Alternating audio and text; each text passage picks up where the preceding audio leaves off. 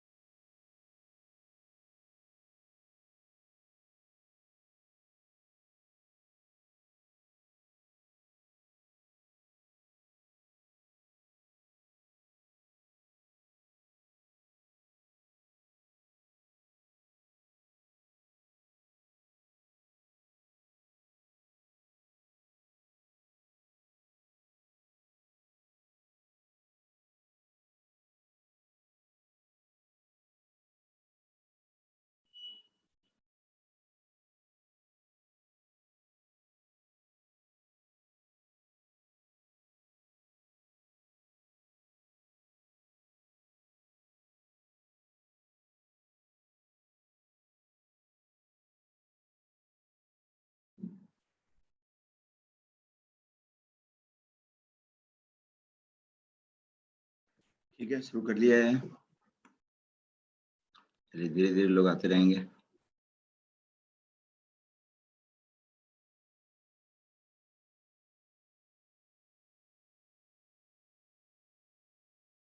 तो last class में यहाँ तक हमने देखा था पैराबोला की कुछ प्रॉपर्टीज, चंद प्रॉपर्टीज को यूज करके ये क्वेश्चन सॉल्व हो जाता था। सिर्फ फोकस मालूम है और दोनों कोऑर्डिनेट एक्सिस को टच करता है। तो इसके लिए भी हमें ऐसा घुमा हुआ पैराबोला यूज नहीं करना है। स्टैंडर्ड पैराबोला को ड्रॉ करिए और उसके बाद आगे की कार्रवाई करिए, है ना। उसके ज्योमेट्रिकल फीचर्स को यूज करिए जब जनरल पैराबोला की बात करें। तो आराम से क्वेश्चन सॉल्व हो जाएगा, है ना। चलिए,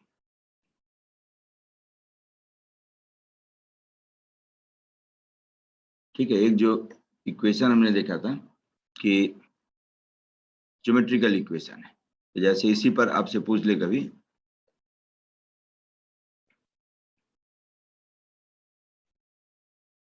एक बार उसको रिकैप करते हुए मैं चलता हूं। जैसे कहता है आपको कि इफ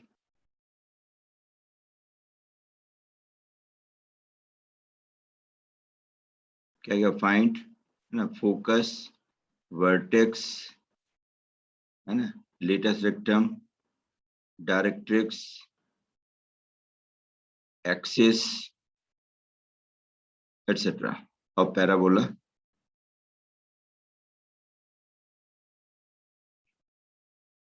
(25) और इंटू x-1 का स्क्वायर प्लस y-1 का square equal to 3x minus plus 4y लिख लीजिए और +3 का होल स्क्वायर, ये दे दिया।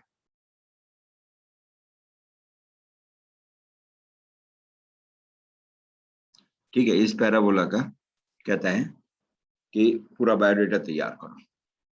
तो इन सबको डिफॉर्म नहीं करना है, जो दिया हुआ है बस उसी फॉर्मूले को लिखते जाइए। तो x-1 का स्क्वायर प्लस y-1 का square equal to 3x plus 4y plus 3 और अपॉन 5 का स्क्वायर, ये लिख सकते हैं, क्या आ जाएगा। तो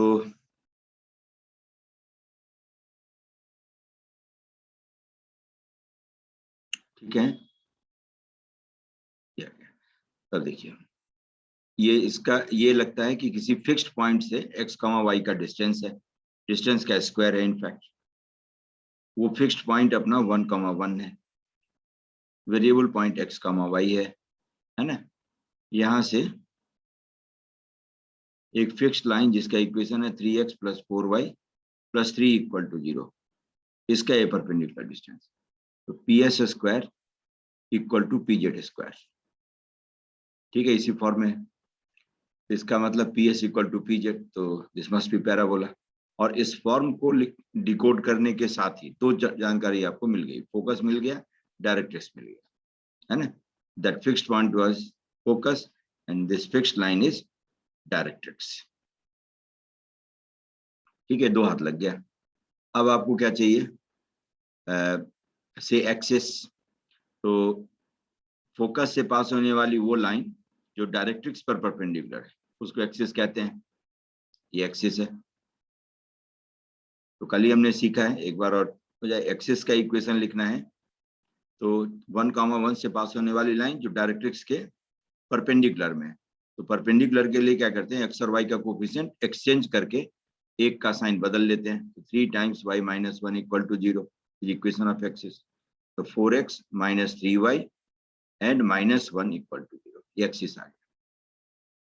ठीक है, डायरेक्ट्रिक्स पहले से तैयार है, डायरेक्ट्रिक्स अपना जो एक्सिस पर परपेंडिकुलर है ये डिकोड होने के साथ ही आ गया था। डायरेक्ट्रिक्स इज 3x + 4y + 3 = 0, ये हो गया। अब दोनों को सॉल्व कर लें तो डायरेक्ट्रिक्स और एक्सिस का पॉइंट ऑफ इंटरसेक्शन से इसको m कह दें, ये आ जाएगा।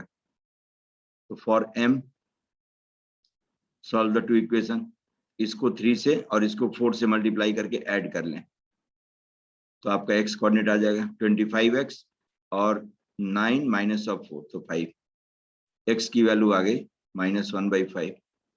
ऐसे ही इसको 4 से और इसको 3 से मल्टीप्लाई करके सब्ट्रैक्ट कर लीजिए, x कैंसिल हो जाएगा, तो आ जाएगा आपका 25y और 12 + 3 15 + 15 = 0। तो इसका मतलब आ गया y की वैल्यू आ गई -3/5।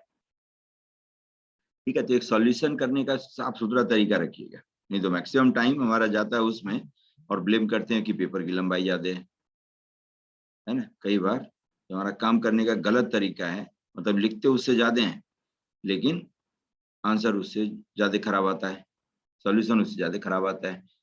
तो इसीलिए जैसे x की वैल्यू आ गई, मान ली कॉम्प्लिकेटेड है तो y इंडिपेंडेंटली निकाल लेंगे, ये नहीं कि x की वैल्यू उसमें डाल करके फिर सॉल्व करने लगे, दोनों में से जो अच्छा लगे वो कर सकते हैं। या नहीं तो x और y में रिलेशन निकाल लीजिए, जैसे दूसरा प्रयास कर सकते हैं कि सेकंड इक्वेशन को 3 से मल्टीप्लाई करके ऐड कर लें, कांस्टेंट गया, x और y में रिलेशन आ गया, है ना। अब x के जगह पर y के टर्म में या y के जगह पर x के टर्म में जो भी नंबर लगता हो कि ठीक ठाक है वो डाल दीजिए, है ना। तो एक आ गया तो दूसरा आ गया अपने आप, किसी कोफिशिएंट से मल्टीप्लाई करना होगा सिर्फ। तो ये सब तरीका अपना सकते हैं। तो ये जनरल मैथमेटिक्स ज्यादा पेनफुल होता है जब आप इस तरह के इस लेवल के एग्जामिनेशन को सॉल्व करते हैं, है ना, क्योंकि वो जानने ही नहीं देता है कि टफनेस कहाँ पर है। तो देखिए आप, ये मैंने m इसलिए निकाला कि vertex is mid point of line joining focus and point of intersection of directrix and axis, यही है, यही m हमने निकाला है। ये वर्टेक्स है, ये फोकस है ना। तो vertex is mid point of ऐसा, ये a,0 और ये आपका x = माइनस है, ज्योमेट्रिकल फीचर्स को मैं यूज कर रहा हूँ। तो आ गया, अपने नजर में यही रहना चाहिए, इसको ड्रॉ करके और यहाँ पर जो जो ज्योमेट्री है वो सब यूज करिए। तो दोनों का सम बाई 2, 1 - 1/5 4/5 4/5/2 2/5, है ना। 1 - 3/5 2/5/2, तो 1/5 वर्टेक्स आ गया। तो टेंजेंट एट वर्टेक्स का इक्वेशन भी लिख सकते हैं, है ना, कि वर्टेक्स से पास होने वाली वो लाइन जो डायरेक्ट्रिक्स के पैरेलल है। तो टेंजेंट एट वर्टेक्स डायरेक्ट्रिक्स के पैरेलल है। पैरेलल लाइन की इक्वेशन लिखने के लिए क्या करते हैं, कोफिशिएंट जो भी है उसको रिटेन करते हैं और सिर्फ जिस पॉइंट से वो लाइन पास हो रही है उस पॉइंट के कोऑर्डिनेट को यूज करके x और y का एक फैक्टर जनरेट करते हैं, जैसे 3 × x - 2/5 एंड प्लस 4 × y - 1/5 = 0, ये हो गया आपका टेंजेंट एट वर्टेक्स। अब क्या करना है, लेटेस्ट सेक्टम। तो देखिए लेटेस्ट सेक्टम के लिए क्या करेंगे, फोकस से डायरेक्ट्रिक्स का डिस्टेंस 2a है जो कल भी हमने यूज किया था, उसका डबल कर ले तो लेटर सेक्टम आ जाएगा। तो 2 टाइम्स फोकस से 1,1 से डायरेक्ट्रिक्स का डिस्टेंस, तो 3 + 4 + 3 और अपॉन 5। मॉड लगाने की जरूरत ही नहीं, 3 + 4 + 3, x के जगह भी 1 है, y के जगह भी 1 है, और अपॉन √(a² + b² करें तो 5 ये आ गया। ठीक है, तो ये हो गया आपका 4 यूनिट। तो सब कुछ आ गया, पूरा बायोडेटा तैयार हो गया। तो जिस फॉर्म में है उस फॉर्म को इंटैक्ट रखते हैं, उस फॉर्म को डीफॉर्म नहीं करना है, वो अपने आप जवाब देगा। दूसरा जो कॉम्प्लिकेसी दे सकता है वो है आपका जनरल इक्वेशन दे दे, है ना। जैसे ये हमने काम किया भी है, यही सब कहता है कि फाइंड फोकस, वर्टेक्स एटसेट्रा, है ना, सब कुछ, directrix, tangent at vertex, axis of parabola whose part is given by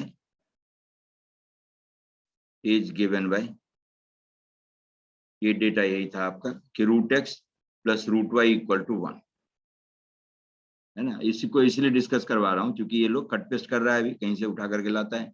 ये सब होगा तो डायरेक्टली आपको डेटा ही लगभग मैच करता हुआ दिखेगा, तो आसानी से आप उसको डिकोड कर सकते हैं। तो √x + √y = 1 ये आ गया। अब देखिए ये पूरा पैराबोला नहीं है, एक पार्ट है, इसलिए कि x और y दोनों की वैल्यू जो आप रखेंगे वो 0 से लेकर 1 के बीच में, इतने ही के लिए कर्व डिफाइंड है, इतने छोटे से। तो एक पैराबोला का एक सेगमेंट है, एक जो है पार्ट है, पार्ट ऑफ पैराबोला है। तो जिस पैराबोला का ये हिस्सा है उस पैराबोला का फोकस, वर्टेक्स, डायरेक्ट्रिक्स वगैरह वगैरह सब पूछ रहा है। तो यहाँ पर क्या करेंगे, ज्योमेट्रिकल इक्वेशन, है ना, जो कल हमने लिखा था उसी का यूज करके एक हम लिखेंगे और एक इससे पूछना है। ज्योमेट्रिकल इक्वेशन यही होता था कि जनरल पॉइंट x, y ले लें,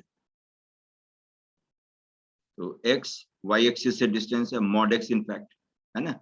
जब जनरल पॉइंट हो तो गलती से ऐसे नहीं लिखना, mod x ये है और ये mod y, ठीक है। संयोग से फर्स्ट क्वाड्रेंट में है तो इसीलिए mod x को आप x कह सकते हैं, mod y को y कह सकते हैं।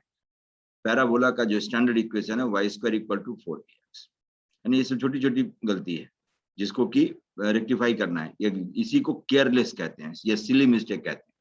ये बहुत बड़ी गलती है। 1/x का इंटीग्रेशन log mod x ही लिखना है, बाद में हटाना होगा हटा दीजिएगा जब x दिख जाए पॉजिटिव है तो।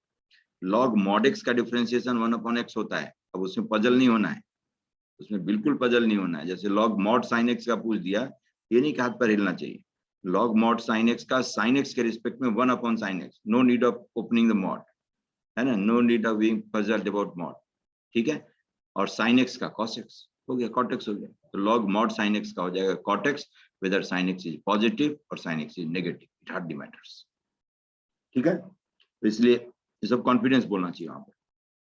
y² = 4x को हमने दिखा था, distance of x, y from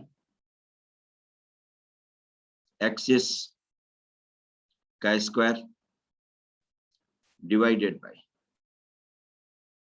sorry, equal to size divided by नहीं,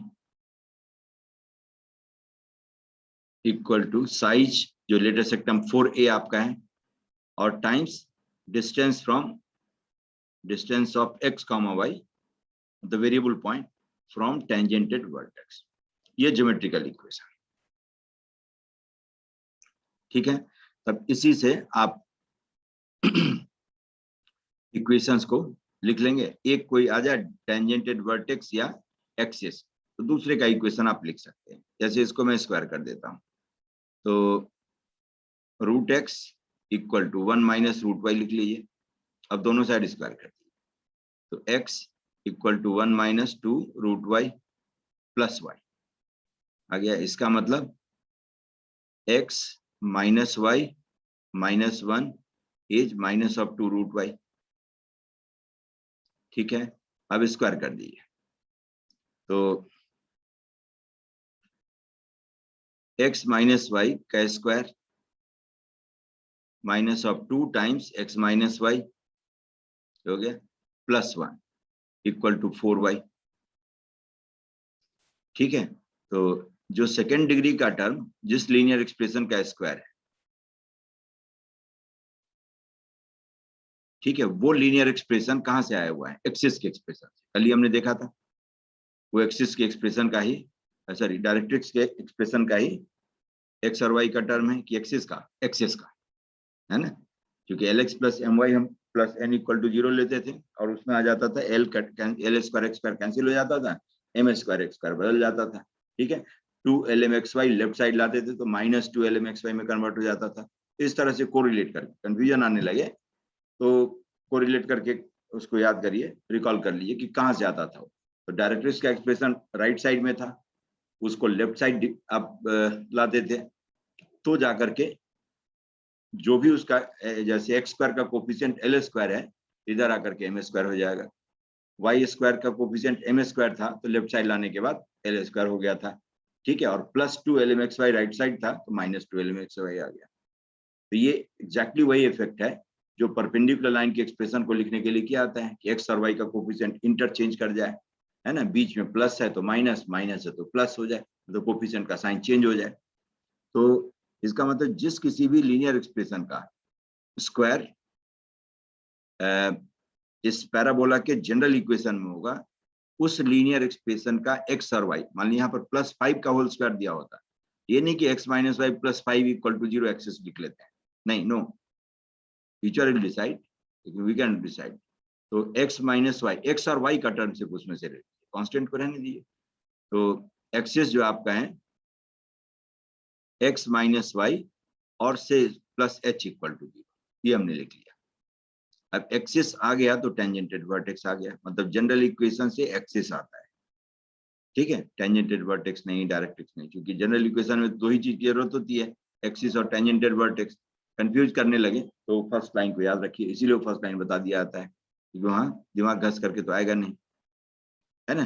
तो जहां से लाते थे आप जनरल इक्वेशन लिख करके, राइट साइड में डायरेक्ट्रिक्स का होता था, लेफ्ट साइड उसको डिपोर्ट कर देते, वो जो आपका है एक्स स्क्वायर और वाई स्क्वायर का कोफिशिएंट इंटरचेंज हो जाता था, l square x square m square y square में बदल जाता था और m square y square l square y square में बदल जाता था, बस। और 2 LMXY -2 LMXY में चेंज हो जाता। तो जस्ट लाइक कि परपेंडिकुलर का एक्सप्रेशन, तो डायरेक्ट्रिक्स के परपेंडिकुलर में एक्सिस ही होता है, एक्सिस का एक्सप्रेशन यहाँ से ले लेंगे आप। टेंजेंटेड वर्टेक्स का जो हो जाएगा x + y + k equal to 0, क्योंकि टेंजेंटेड वर्टेक्स एक ऐसी लाइन है जो एक्सिस पर परपेंडिकुलर है या डायरेक्ट्रिक्स के पैरेलल है। तो एक्सिस के परपेंडिकुलर लाइन की इक्वेशन लिखने के लिए ही करेंगे, -1 को 1 बनाकर x का कोफिशिएंट बना लेंगे, साइन चेंज हो गया। अब x का कोफिशिएंट जो 1 है उसको एग्जैक्टली y के पास ट्रांसफर कर लेते हैं और कांस्टेंट टर्म डिफरेंट होगा, ये जनरल है, क्योंकि पॉइंट नहीं मालूम है तो इसलिए +k लिख लिया। पॉइंट मालूम होता तो x minus x coordinate of given point और y minus y coordinate of given point equal to 0 directly करते, तब हमें h और k की जरूरत नहीं। ये आ गया टेंजेंटेड वर्टेक्स। तो ज्योमेट्रिकल इक्वेशन हमारी तरफ से जो है distance of x, y from axis, तो x minus y plus h और अपॉन √2 का स्क्वायर, ये हो गया distance of x, y from axis equal to size a। अब यहाँ पर एक चीज बताता हूँ, चूंकि साइज इज ऑलवेज पॉजिटिव, तो राइट साइड में जो नंबर आप लिखेंगे ये सब डिस्टेंस है, साइज है, तो हमें नहीं मालूम है, तो a एग्जैक्टली a साइज नहीं है, a की एब्सोल्यूट वैल्यू जो होगी साइज होगी। ठीक है, क्योंकि y square equal to -4 ax भी हो सकता था, है ना, तो वो माइनस जो है x से आएगा, क्योंकि x जब नेगेटिव होता होगा तो mod x will be -x, वहां से ट्रांसफर होता है। जबकि मैं टेंजेंटेड वर्टेक्स से जो डिस्टेंस लिख रहा हूं उसमें भी मॉड का यूज नहीं करूंगा, x + y + k, क्योंकि k की वैल्यू नहीं मालूम है तो आप यूज ही नहीं कर सकते हैं। तो आप इतना लिख करके और अंदर में ये सोच के रखे रहिए कि a में be negative but absolute value of a will be size of the parabola. ये जनरल इक्वेशन हो गया हमारी तरफ से पैराबोला। तो x minus y plus h का स्क्वायर इक्वल टू √2a और टाइम्स x + y + k, किया गया। अब स्क्वायर कर दीजिए, एक्स माइनस वाई का square plus 2h x minus y plus h square, बाकी सबको लेफ्ट साइड ट्रांसफर करिए, √2a x plus y plus k equal to 0।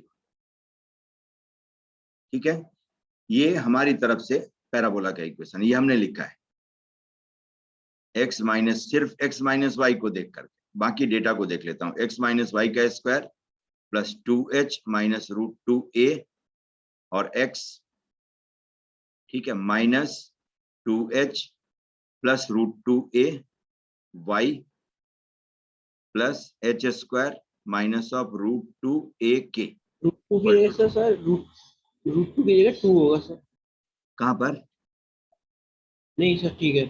ठीक है ना, एक √2 नीचे भी था राइट साइड में, है ना, तो उसको कैंसिल कर दिए, अब हो गया। अब देखिए, अब आपका जो दिया हुआ इक्वेशन था उसको लिख लीजिए नीचे में, है ना, तो ये एक्स माइनस वाई स्क्वायर तो था ही, फिर माइनस 2x माइनस 2y और कांस्टेंट कितना था, +1 इक्वल टू, यही गिवन है, +1 इक्वल टू 0। मतलब ये दोनों सेम होनी चाहिए, ये दोनों एग्जैक्टली सेम होनी चाहिए। ठीक है, अब कंपेयर कर लीजिए, जब ये बंच बिल्कुल सेम है तो बाकी कोएफिशिएंट सब एग्जैक्टली सेम। अदरवाइज दो इक्वेशन एक ही कर्व के इक्वेशन को रिप्रेजेंट करता हो तो लाइक टर्म के कोएफिशिएंट का रेशियो सेम होना चाहिए, है ना, coefficient exactly need not be same, लेकिन उसमें से किसी एक को आपने सेम बना दिया तो बाकी सब सेम। यहाँ तो हमने सेकेंड डिग्री के सारे टर्म को सेम बना दिया है, तो जो 1 डिग्री का टर्म कांस्टेंट वो सब है एग्जैक्टली सेम हो जाएगा। डायरेक्टली आपको 3 इक्वेशन इसी तरह से मिल जाएगी, 3 इक्वेशन 3 अननोन, खूब मजे में सॉल्व करें। ठीक है, चाहे इक्वेशन कुछ भी दिया हो, सिर्फ वो पैराबोला होना चाहिए, नाम लिख दे पैराबोला, आपको नहीं पूछना है उससे कुछ भी, गो अहेड लाइक दिस। ठीक है, तो यहाँ पर थोड़ा सा मैंने जनरलाइज करने की कोशिश किया है, जबकि यही क्वेश्चन होता तो आप शॉर्टकट में भी कुछ चीज निकाल सकते थे सीधा। क्या, तो मैं बता दूंगा। जैसे अब देखिए, x का कोफिशिएंट कंपेयर कर लें तो 2h minus √2a is -2, y का कोफिशिएंट कंपेयर करते हैं तो माइनस ऑफ, या सीधा माइनस हटा दीजिए, 2h plus √2a equal to 2, है ना। कांस्टेंट टर्म को कंपेयर करें दोनों साइड तो क्या आ जाएगा, h square minus of √2a के इक्वल टू 1, खत्म। अब इन दोनों से आपको दोनों को ऐड कर दीजिए तो h इक्वल टू 0 आ जाएगा, है ना, और h इक्वल टू 0 आ गया तो दिस इंप्लाइज a इज √2। चलिए, a भी पॉजिटिव ही आ गया तो डायरेक्टली यही साइज देगा। अब h और a आ गया तो k की वैल्यू आ गई, यहां से देखिए h तो 0 ही है तो k की वैल्यू हो गई -1/2। तो 3 जानकारी ऐसे ही मिल गई। Axis of parabola is x minus y equal to 0, tangent at vertex x plus y minus half equal to 0, और साइज इज √2 लेटेस्ट टर्म। ये 3 जानकारी मिल गई। अब देखिए, एक्सिस पहले से आउट था, क्यों, तो गिवन कर्व के इक्वेशन में x और y को इंटरचेंज करिए, कोई फर्क नहीं पड़ता है। तो कर्व चाहे जिस किसी भी नाम से जाना जाता होगा, that curve is symmetrical about line y equal to x। Symmetry में एक हमने ये भी सीखा है ना, कि y को x से और x को y से चेंज करने के बाद कर्व के इक्वेशन में कोई चेंज नहीं है, कोई बदलाव नहीं है। इसका मतलब curve is symmetrical about y equal to x, और एक्सिस का पूरा नाम है एक्सिस ऑफ सिमेट्री, मतलब वो लाइन जिसके अबाउट कर्व सिमेट्रिकल हो उसको कहते हैं एक्सिस ऑफ कर्व। तो इसीलिए पैराबोला का जो एक्सिस है वो आपका y इक्वल टू x ही है, वो देख करके पता चलता है। तो h आप हटा सकते थे यहाँ पर जब सिमेट्री की जानकारी होगी तो, है ना, तो एक अननोन कम हो गया, है ना, थोड़ा सा कुछ टर्म कम हो जाएगा, या एक्सिस ही पूछा तो वही लिख देंगे। अब बाय द वे मान लीजिए आपको पूछता वर्टेक्स क्या है, तो देखिए जो स्टैंडर्ड पैराबोला लिखा हुआ है उसमें वर्टेक्स कौन सी लाइन है, यही एक्सिस और पैराबोला का पॉइंट ऑफ इंटरसेक्शन, ये वर्टेक्स है। ठीक है, तो एक्सिस निकाल लिया आपने y equal to x, parabola पहले से दिया हुआ है तो दोनों को सॉल्व करेंगे तो वर्टेक्स नहीं आ जाएगा, 2√x इज 1 तो x इज 1/4, ये वर्टेक्स आ गया, वर्टेक्स इज 1/4 1/4। क्योंकि y equal to x, axis पर ही तो वर्टेक्स लाई करता है, तो जो x कोऑर्डिनेट है वही y कोऑर्डिनेट है, तो 1/4 1/4 इज वर्टेक्स, वर्टेक्स आउट हो गया। कितनी जानकारी आप बैठे बैठे ले सकते हैं।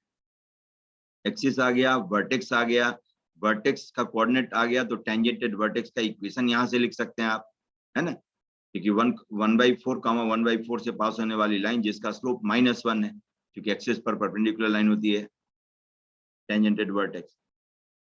तो बहुत सारी जानकारी आप यहाँ से भी ले सकते थे, लेकिन जब जनरल है वर्ड सिचुएशन के लिए मैंने इसको एग्जाम्पल को ही एक्सटेंड किया, तो जनरलाइज कर दिया। तो ये आ गया 1/4 रख के देखिए, सेटिस्फाई करेगा। 1/4 half, half minus half, half, satisfy कर दिया, तो वर्टेक्स आ गया। चलिए, तो वर्टेक्स भी आपका है, मतलब एक्सिस और टेंजेंटेड वर्टेक्स को भी सॉल्व करेंगे तो वर्टेक्स आएगा, पैराबोला और एक्सिस को सॉल्व करेंगे तो वर्टेक्स आएगा। तो वर्टेक्स आ गया आपका 1/4 1/4। ठीक है, अब कर्व को ड्रॉ करेंगे तो देखिए, अब यहाँ पर एक चीज सीखने वाली बात है, ये ऐसी स्थिति आएगी, बराबर आएगी, है ना, उसमें चालाकी से निपटना है। देखिए, तो देखिए कर्व आपका है, एक तो 1,0 और एक 0,1 से पास होता हुआ कर्व। ठीक, टेंजेंट, ये टेंजेंटेड वर्टेक्स है x + y = हाफ, मतलब ऐसी लाइन, ये x + y = हाफ। ठीक, अब देखिए टेंजेंटेड वर्टेक्स को सिर्फ देखेंगे तो आपको लगेगा कि कर्व ये इधर भी लेफ्टवर्ड नीचे की ओर खुलता हुआ भी हो सकता है और ऊपर की ओर खुलता हुआ भी हो सकता है ना। लेकिन ये दो पॉइंट जो है आपका 0,1 और 1,0, ये आपको इंडिकेट करेगा कि ये कर्व ये ऐसे करके ड्रॉ, जबकि आप उल्टा भी सोच सकते थे, ऐसे भी हो सकता है। तो ये एक आपको बैरियर देगा, पहली बात। दूसरी बात देखिए, ये x + y = half, x + y - half, ये कहां से आया था, है ना, यहीं से, यहीं पर k के जगह पर -हाफ डालेंगे तो ये आ जाएगा। a की वैल्यू पॉजिटिव है, लेफ्ट हैंड साइड में परफेक्ट स्क्वायर है, तो इसका मतलब x + y - हाफ की वैल्यू ग्रेटर देन और इक्वल टू 0 होनी चाहिए। जो भी x और y इस कर्व के इक्वेशन को सेटिस्फाई करता होगा उसके लिए x + y - half must be greater than और इक्वल टू 0। ठीक है, या यहां से देखें तब भी वही कहेगा 2x + 2y - 1 must be greater than और इक्वल टू 0। सेम चीज है, सेम चीज है। तो कहीं से भी, अब यही परफेक्ट स्क्वायर है, सेकंड डिग्री का टर्म तो एक जगह से मट ही गया, लीनियर एक्सप्रेशन को राइट साइड लाइए, उसको ग्रेटर देन और इक्वल टू 0 करके आप अपने x और y का रीजन आइडेंटिफाई करिए, ये कहीं पर भी काम देगा। जैसे बाइसेक्टर के इक्वेशन में काम देता है, कहीं पर भी जब लगे कि ये लीनियर एक्सप्रेशन मतलब किधर के लीनियर इनइक्वालिटी किधर के रीजन को रिप्रेजेंट करता है, तो आप ये काम करिए। तब देखिए x + y - half equal to 0 है। नीचे के पॉइंट के लिए इसकी वैल्यू नेगेटिव हो जाएगी, क्योंकि ओरिजिन रखने के बाद वैल्यू नेगेटिव आती है, लेकिन हमें चाहिए पॉजिटिव। इसका मतलब इस लाइन के जिस साइड में ओरिजिन है उसके अपोजिट साइड अपना कर्व है। कॉन्फिडेंट हो गए, कर्व आपका, कर्वेचर आपका यही है, यही पैराबोला। ठीक है, तो अब इसका फायदा क्या होगा कि अब फोकस निकालना आसान, फोकस निकालना आसान। y = x से पास होने वाली लाइन ही ये आपका एक्सिस है, ये y = x, ओरिजिन से पास होने वाली लाइन ये y = x है। इसी पर आपका वर्टेक्स था, वर्टेक्स था, इसी पर आपका फोकस होगा, है ना, इसी पर फोकस होगा। फोकस का कोऑर्डिनेट है, निकालने के लिए क्या करेंगे, a का सहारा लीजिए, साइज इज √2, तो 4a इज √2, इसका मतलब a की वैल्यू कितनी हो गई 1/2 √2। ठीक, तो अब y = x के ऊपर जाएंगे आप, तो 1/4 + a मतलब 1/2 √2 cos 45, cos 45 इज 1/√2, कॉमा फिर y कोऑर्डिनेट भी 1/4 ही है वर्टेक्स का, प्लस a मतलब 1/2 √2 और इंटू 1/√2। तो देखिए हाफ कॉमा हाफ आ जाएगा, ये हो गया आपका हाफ कॉमा हाफ। उतना ही डिस्टेंस नीचे आ जाए तो आपका टेंजेंट डायरेक्ट्रिक्स और एक्सिस का पॉइंट ऑफ इंटरसेक्शन आ जाएगा, जिसको m कहा करते थे। अब ये ओरिजिन ही निकलेगा, क्योंकि 1/4 में 1/4 ऐड किया तो हाफ हो गया, अब उतना ही सब्ट्रैक्ट करना है तो 0 0 हो जाएगा। किया गया, ठीक। इसका मतलब x axis and y axis are tangent to such parabola. ये पैराबोला पर ये टेंजेंट है। डायरेक्ट्रिक्स आपकी यही लाइन है, y equal to minus x, origin से पास होने वाली वो लाइन जो एक्सिस पर परपेंडिकुलर हो, ये डायरेक्ट्रिक्स है। समझ गया? तो पूरा बायोडेटा तैयार, पूरा बायोडेटा तैयार। समझ गए?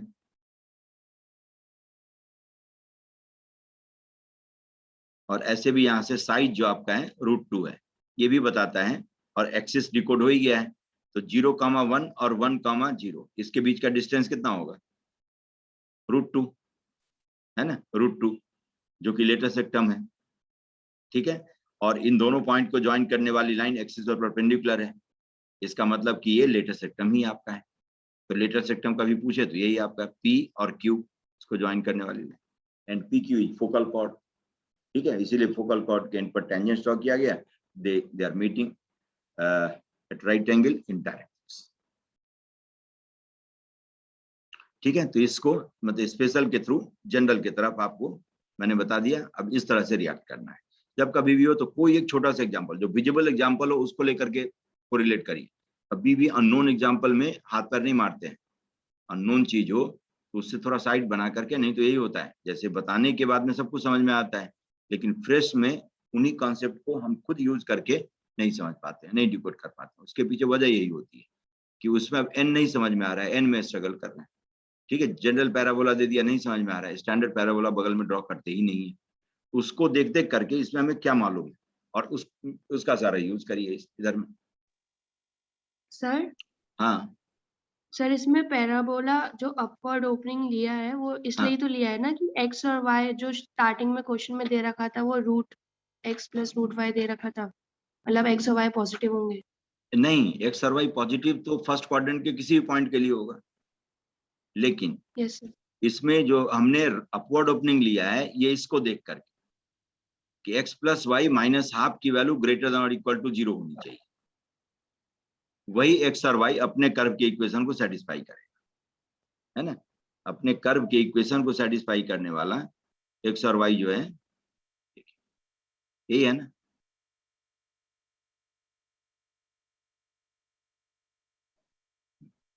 यहाँ पर ये x - y का square equal to 2x + 2y - 1।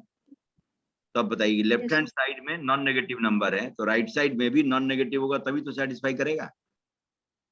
Yes sir. समझ गए? यहाँ पर देखिए, यहाँ से ये नॉन नेगेटिव है, a की वैल्यू √2 आई, ये जब तक नॉन नेगेटिव नहीं होगा तब तक दोनों इक्वल कैसे हो सकता है? समझ गए? Yes sir. इसीलिए ये ग्रेटर देन और इक्वल टू 0 जिस साइड में होता होगा उसी साइड में अपना x और y होगा, और x और y का कलेक्शन ही तो अपना पैराबोला है। Yes sir. इस कंडीशन को सेटिस्फाई करने वाला जो एक्स वाई है उसी का कलेक्शन अपना पैराबोला है, इसी वैरायटी का पॉइंट उस पैराबोला पर लाई करेगा, इसीलिए हमने ऊपर की ओर। अब समझ गए? Yes sir. ठीक है कि x + y -½ इक्वल टू 0 है, ये लाइन है, ठीक है। और इस लाइन की खास बात होती है कि लाइन के एक साइड के सारे पॉइंट के लिए एक्सप्रेशन का साइन सेम होता है।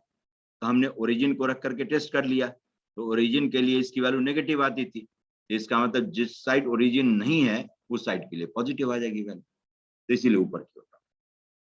ठीक है। दूसरा दिया कि 1,0 और 0,1 भी कर्व पर लाई करता है, और टेंजेंट वर्टेक्स यही वाली लाइन है, x + y = ½ तो अब 1,0 और 0,1 और 1,0 से पास होते हुए और इस लाइन को टच करते हुए पैराबोला आप ड्रॉ कर ही नहीं सकते हैं, नहीं, जब तक मतलब दूसरे तरफ ओपन होता हुआ पैराबोला ड्रॉ कर ही नहीं सकते हैं। जैसे मान लीजिए इधर में ओपनिंग होता तो ऐसे जाता, ये इस तरह से जाता, तो उसको 1,0 से कोई मतलब ही नहीं रहेगा। ठीक है, समझ गया कि नीचे की ओर खुलता हुआ होगा पैराबोला, और जिसका कि टेंजेंट वर्टेक्स ये लाइन है, वो कभी 0,1 और 1,0 से पास हो सकता है? नहीं हो सकता, जबकि √x + √y = 1 इसको 1,0 और 0,1 दोनों सेटिस्फाई करते हैं। तो यहां से मिलता है, क्योंकि एग्जामिनेशन में जो क्विकली रिएक्ट करके आ जाए। ये नहीं कि कॉपी बुक स्टाइल में ही सॉल्व करना है। मान ली दिख गया कि 1, 0, 0, 1 उस साइड में है और ये वाली line x + y = half tangent at vertex है, तो आपको सोचना है कि पैराबोला हमारा ऊपर की ओर होगा कि नीचे की ओर होगा। ऊपर की ओर ही होगा, क्योंकि नीचे चल दिया तो 1, 0 उसके हाथ से निकल जाएगा, जबकि 1, 0 कर्व का पॉइंट है, उसके इक्वेशन को सेटिस्फाई करता है, इसलिए ऊपर की ओर होगा। वहां पर कभी भी कन्वेंशनल पैटर्न से आंसर नहीं करते हैं, सीखते हैं कन्वेंशनल पैटर्न से कि कहीं फंसे तो वहां पर निकालने वाला वही होगा। लेकिन एग्जामिनेशन हॉल में ये सब IQ यूज करके फटाफट डिकोड करते जाए। ठीक, तो ये हो गई कहानी इसकी ज्योमेट्रिकल इक्वेशन। अब जरा देखिए, अब एक और काम, जैसे कहता है आपको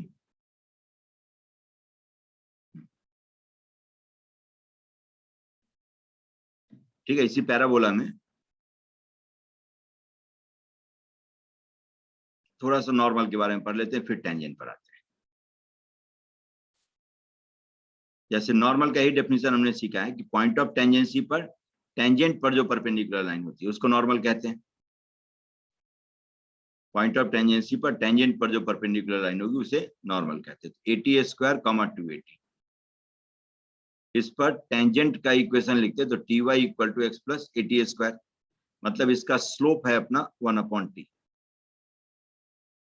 तो slope of normal will be -1/t, sorry -t। ठीक है, तो नॉर्मल के स्लोप, स्टैंडर्ड पैराबोला में नॉर्मल के स्लोप और पॉइंट के पैरामीटर में यही रिश्ता नाता होता है। तो आप स्लोप के टर्म में इस पॉइंट का कोऑर्डिनेट लिख सकते हैं AM², -2am, हो गया। T is -m, ठीक है, T is माइनस ऑफ,